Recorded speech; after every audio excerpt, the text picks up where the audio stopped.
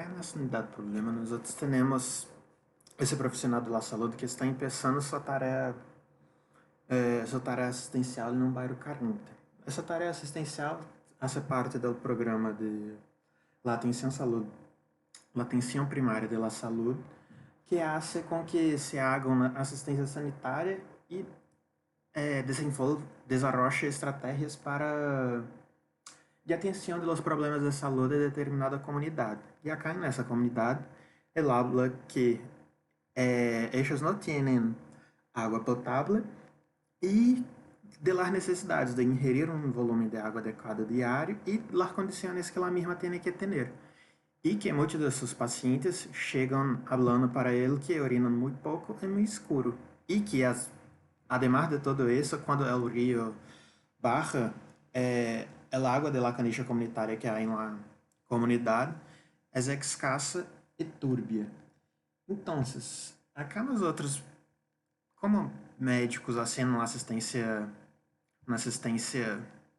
tarefa assistencial, nós outros temos que saber o que seria a atenção primária da saúde, que seria a assistência sanitária e uma estratégia de atenção dos problemas da saúde em determinado lugar. Nós outros, por meio da atenção primária da saúde, temos que mostrar à população o que eles têm que fazer e o que eles devem reconhecer para que consigam desarrollar sua saúde e que consigam melhorar, que eles sejam o agente de saúde de eles. Então, dentro da APS, nós vamos ter os 4 pilares: a promoção da saúde, a prevenção, o tratamento e a reabilitação.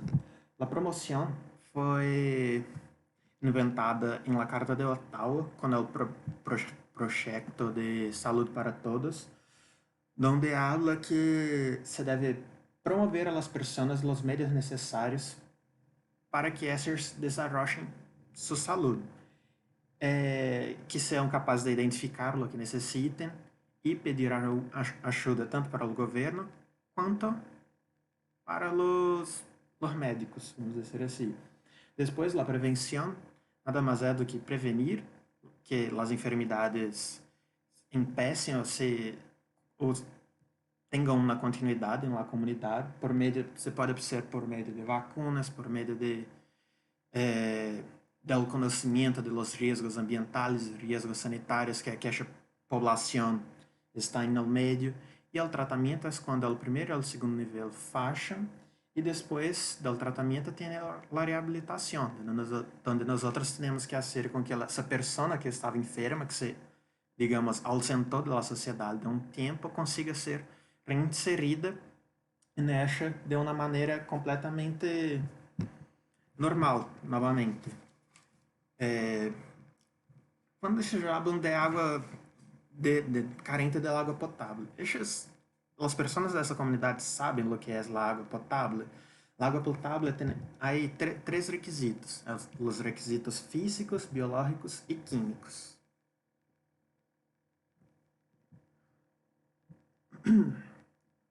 Os requisitos físicos vão ser o color, o olor, o sabor, a turbiedade, que é basicamente a transparência também do água. Os requisitos químicos. A água tem que estar em um pH de 7 a 8,5. Tem que apresentar uma dureza, que é a concentração de carbonato de cálcio de 60 a 100 miligramas por decilitro, uma concentração de plomo que não passe de 0,05 miligramas por decilitro, uma concentração de flúor de 0,7 a 1,2 miligramas por decilitro e uma concentração de nitritos que não ultrapasse 0,1 miligramas por decilitro. Depois en los requisitos biológicos. El agua no debe contener ni bacterias, ni vírus, ni parásitos y ni cualquier otra cosa que pueda dañar al organismo. ¿Y por qué el agua es muy importante? Porque el agua sirve como termorregulador del cuerpo y también es el medio donde ocurre la mayoría de los procesos metabólicos de nuestro cuerpo. Y ella presenta varias propiedades muy importantes, que serían la conductividad térmica, o sea, ella apresenta uma grande condutividade térmica, ou seja, vai igualar toda a sua temperatura muito rapidamente. Também apresenta um alto calor específico, ou seja, se necessita muita energia para aumentar 1 grado Celsius de 1 gramo de água. Apresenta um alto calor latente também, que é uma grande, ou seja, necessita uma grande quantidade de energia para ser com que cambie seu estado do estado sólido para o líquido, e também apresenta uma grande tensão superficial, que é a característica que a água tem de sempre exponer a menor superfície de contato possível, que isso vai ser de acordo com a pressão hidrostática com relação com a gravidade.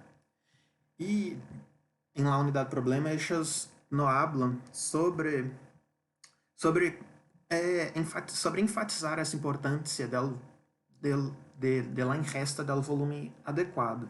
E por que isso seria importante? Dentro da ingesta, nós podemos ter uma noção da relação da ganância e pérdida de água das pessoas. La ingesta é basicamente de la ganância e de la pérdida. Dentro da ganância, nós vamos ter la ingesta, que é de 1.500 ml, mais ou menos de 1.500 ml por dia, é o ideal. Dentro do metabolismo, nós generamos água também, que é mais ou menos 500 ml por dia, e por meio dos alimentos que nós ingerimos. E com relação à pérdida, nós vamos ter o sudor, que vamos perder mais ou menos 100 ml por dia. Temos a transpiração e a respiração, que em cada deles vamos perder mais ou menos 400 ml de água também por dia. Em las heces também perdemos cerca de 100 ml de água por litro, por dia.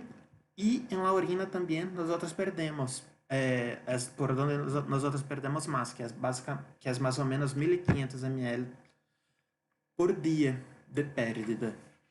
Com relação ao água potável, nós temos que saber também o que pode estar passando e como nós acá habla a importância de estratégias de promoção para enfatizar a ingesta de volume de água e as condições que eles têm que ter. Como eles não estão tendo muita quantidade de água para ingerir durante o dia, o que nós podemos falar para eles, por meio da promoção, seria mostrar a eles como fazer uma potabilização em pequena escala. A potabilização em pequena escala pode ser por meio da ebulição, onde nós temos que manter a água hirviendo por cerca de 10 minutos para eliminar todas as bactérias, todas as coisas que podem fazer mal nesta água. E é importante lembrar também, recordar que não se pode cambiar o vaso, pois o outro vaso que nós vamos guardar a água depois de ter hervido esta pode estar contaminado. E também é possível fazer isso por meio de uma desinfecção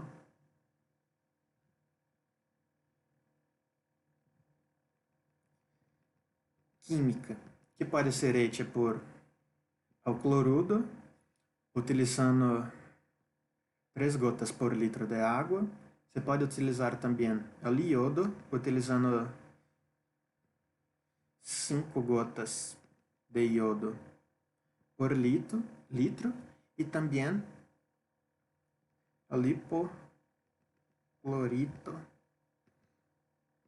de sódio, que provavelmente vai ser mais fácil população dessa comunidade ter, que nada mais é do que a lavandina.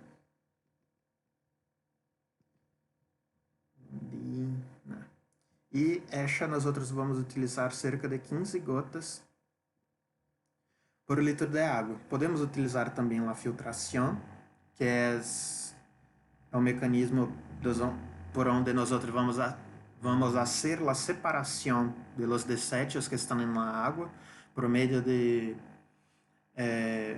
barreiras de filtração que cada vez mais vão ter menos espaço. Assim, cada vez a água que vai passando vai conter menos patógenos, vamos dizer assim.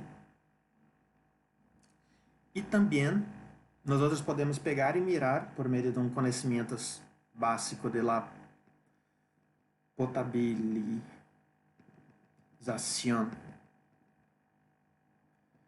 em grande escala, se está ocorrendo algum problema na potabilização de grande escala nessa comunidade, pois o que passa que eles não têm acesso à água? Se está ocorrendo, eles têm uma fonte de potabilização de grande escala? Se lá têm, por que ela não está funcionando? Está faltando alguma coisa? O que está passando? E a potabilização em grande escala é hecha por meio da captação da água.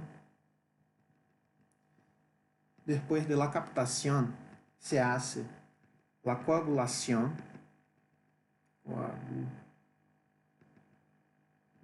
del agua con el sulfato de aluminio. Después que se coagulam, ou seja, depois que se juntam as partículas, algumas partículas del agua, se hace la floculación, ou seja, a formação de flocos a partir de la coagulación. Después de essa floculación, se hace uma agitação para que se agreguem mais partículas a esses flocos. Después de la agitación, se hace la decantación, donde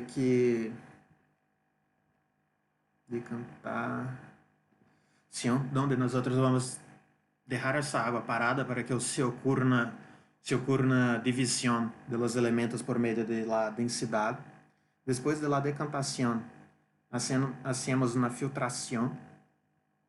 Depois da filtração, basicamente, hacemos uma desinfecção para matar os micro-organismos que estejam achar. Desinfecção, que é utilizado é o clorudo, cerca de 0,5 miligramas por decilitro de água.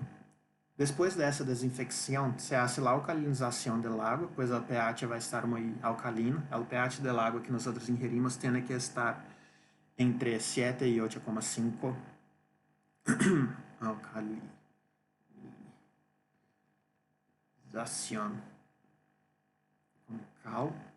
E depois dessa alcalinização com cal, se hace uma última limpeza desta água com o hipoclorito de sódio.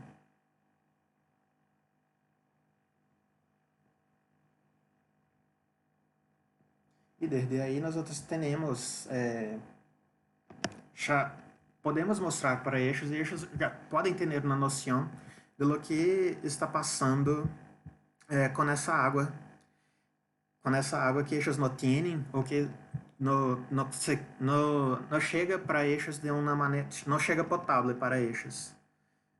Ingeriram e depois eles nos falam que urinam muito pouco e muito escuro. De acá, a informação que nós podemos sacar é que se eles urinam muito pouco e muito escuro, ou seja, eles estão ingerindo uma pouca quantidade de água e sua urina vai estar muito concentrada. Ou seja, eles não estão conseguindo fazer uma regulação de la filtração e de la concentração de la urina de uma maneira correta. E esta concentração de la urina é feita por o mecanismo de contracorrente. O que vai passar?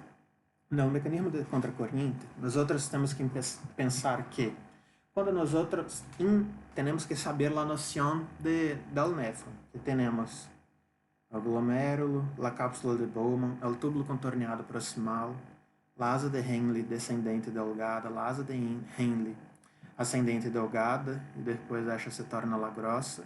Depois temos o túbulo contorneado distal e, de aí, o túbulo colector. O que passa? A parte da concentração da urina é hecha basicamente em la asa de Henle. O que vai passar? Depois que a água hace o primeiro filtrado e a primeira absorção, no túbulo contorneado proximal vai haver é o principal lugar onde vai ocorrer a reabsorção de água e solutos. Isso o que vai ser isso? Vai generar um líquido isotônico em relação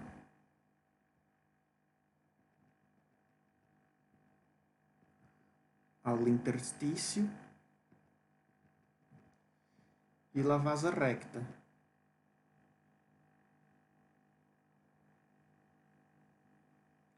Ou seja, vai se generar um líquido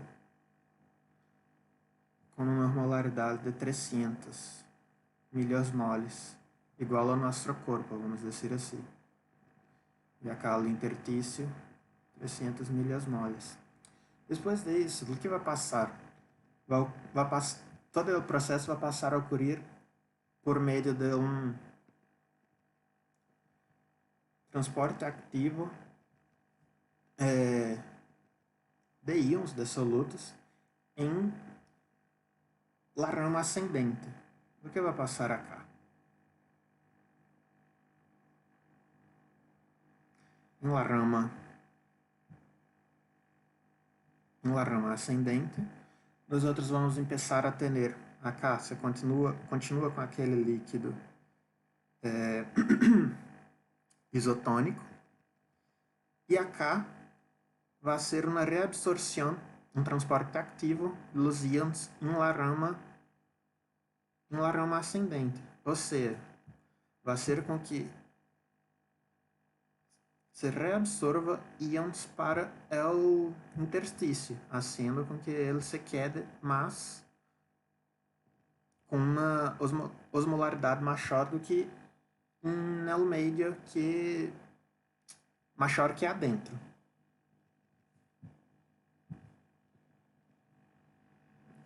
Depois disso, e esse transporte acá na rama ascendente vai ser basicamente uma reabsorção de sódio por meio dos transportadores NK-CC, que vão ser a reabsorção de sódio e de clorudo e a excreção de potássio. E acá, que é muito importante, é onde vai começar a se criar a diferença de concentração. Ou seja, é o líquido tubular se vai quedar hipotônico em relação ao interstício.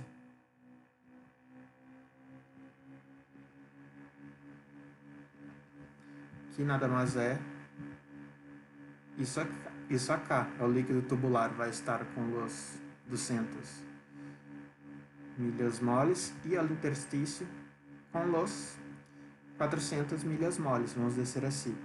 Depois, o que vai passar?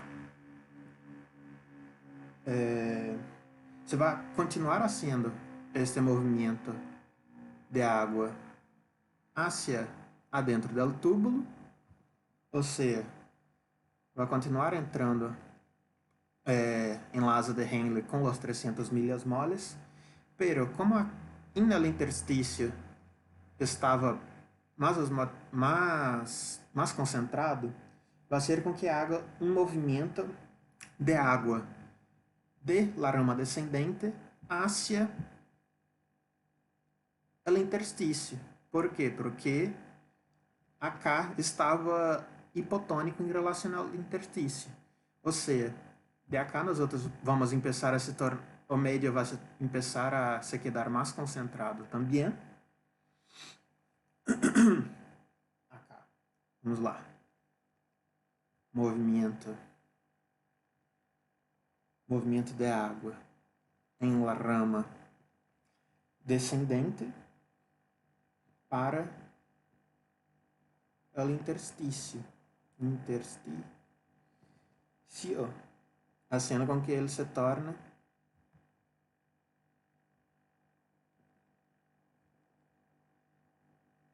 mais concentrado. E agora o interstício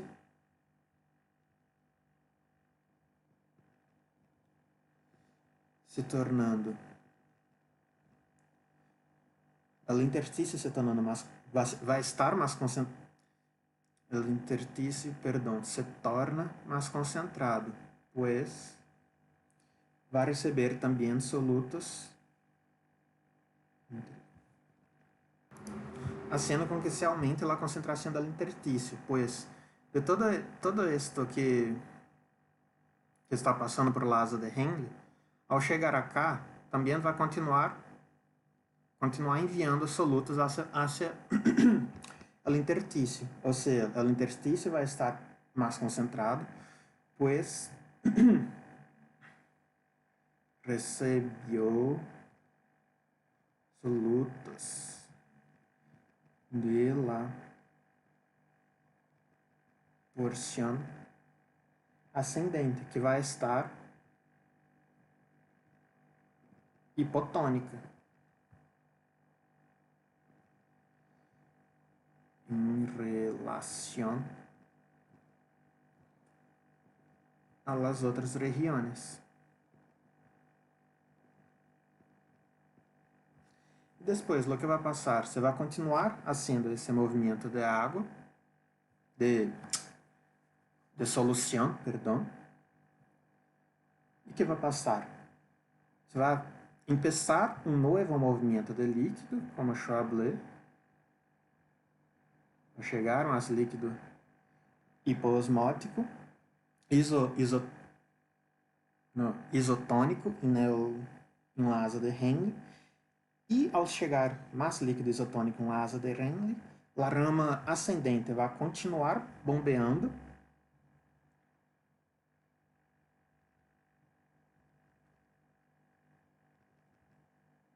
os solutos hacia el interstício.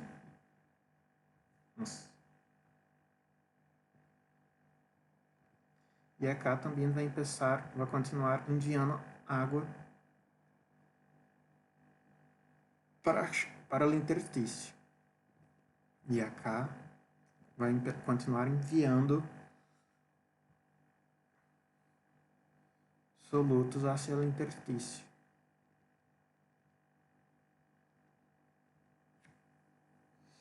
La rama ascendente vai continuar, o soluto, basicamente o soluto que é enviado hacia o interstício é o sódio e vai continuar aumentando a concentração do interstício. Depois, o que vai passar? Com isso, esse transporte ativo vai continuar ocorrendo hasta bajar a quantidade de solutos na rama ascendente. Você continua com o 300, o 400, o 400, 400, 400, 200, 150, pois cada vez mais você vai passando o soluto hacia o interstício. Ou seja, também, quanto mais abaixo, mais concentrado vai estar, porque vai ter ao início vai receber água e acaba a ter menos quantidade de soluto que já foi reabsorvida. Ou seja, 300, 350, 500. Por isso que nós outros falamos que a asa de Henle sempre vai ser mais concentrada quanto más cerca de la médula.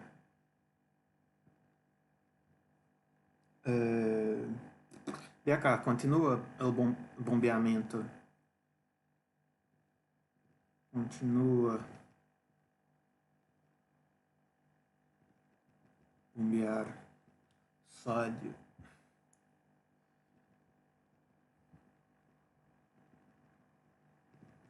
hacia o interstício. E depois de um certo tempo, você vai passar a ocorrer, depois de muita movimentação desse líquido, você vai passar a ocorrer o gradiente osmótico medular, que nada mais é do que, depois de tanto tempo recebendo o líquido isotônico, é o líquido isotônico chegando, se tornando hipertônico em relação ao interstício, fazendo com que esse interstício se quede hipertônico. Depois de aí, também haciendo com que la parte ascendente se quede hipotônico também, vai generar o gradiente osmótico medular, que nada mais é do que eu falei antes. Ou seja, quanto mais cerca da médula, mais o líquido vai ter sofrido esse processo e mais solutos vai ter para enviar hacia o interstício. Ou seja, quanto mais adentro da médula, mais concentrada esse líquido vai estar. Acá abaixo também. Ou seja, depois de um certo tempo, depois de por el transporte activo, hacermos a reabsorção del sódio, acá no túbulo contorneado distal, já vai ter um líquido com uma concentração bem menor. E daí podemos pensar que quanto mais larga for a asa de Henle, maior vai ser o grado da concentração do interstício medular. Ou seja, sempre que temos que pensar o que vai passar. Primeiro, se hace a reabsorção. Em resumo, primeiro se abre a Primeiro se reabsorve o sódio em la rama ascendente e depois se empieza a absorver água em la rama descendente. La rama descendente e de acá nós conseguimos mirar que la rama descendente e ao interstício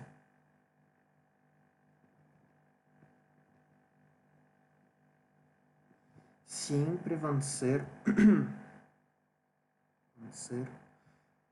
mais concentrado que a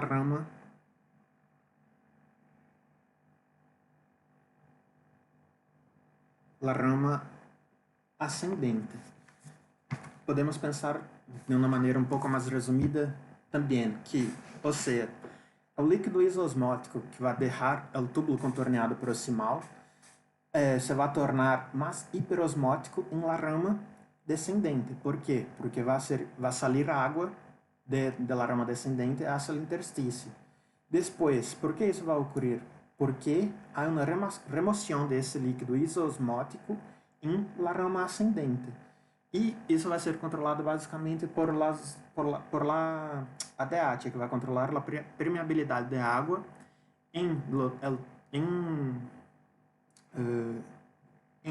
el túbulo colector com relação a las aquaporinas del nível 2, aquaporinas do tipo 2. E daí a osmolaridade da urina vai sempre depender dessa concentração, dessa reabsorção de água em el túbulo colector, praticamente. E também outra coisa que hace com que se contribua para a concentração do interstício medular é a urina, que vai ser a úrea, que vai ser transportada basicamente por mecanismos passivos, que vão ocorrer ou seja, a difusão facilitada, por meio de 3 transportadores. Os transportadores UTA 1 e 3, que vão estar no túbulo colector, que vão funcionar de acordo com o ADH, ou seja, quando o ADH vai fazer com que se aumente a reabsorção de água e aumente a reabsorção de urea. Pero se se diminuir a concentração de água, a urea vai ser mais concentrada e essa água e vai ser com que, e esses canais vão fazer com que a urea salgam para o interstício. E em la asa de Henle, nós temos o transportador UTA2, que vai ser com que se reabsorva a urea del interstício.